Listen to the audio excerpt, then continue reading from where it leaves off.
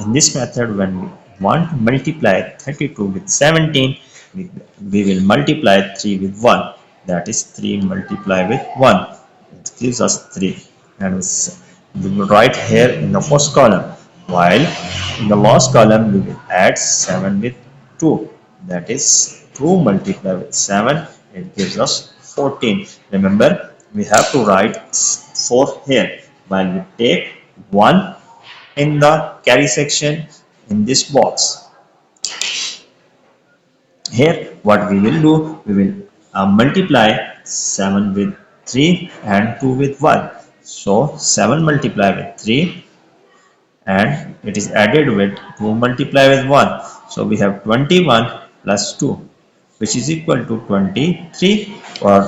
And when we add this 23 with 1 carry, it gives us 24. Remember, we have to take one digit only here. We have to move this digit in the next column, and when it is added to 3, it gives us 5. So our answer is 544. 544. So 32 when multiply with 70. This is fifth method. Now we will take our lecture to the sixth method. In this method, in this technique, when we want to multiply 32 with 17, we will multiply 32 and we split 17 as 10 plus 5, 10 plus 7. So 32 when multiply with 10 plus 32 multiply with 7. So we have here 320.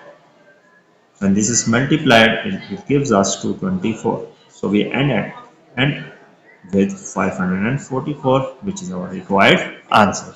Thank you. If you like, please subscribe.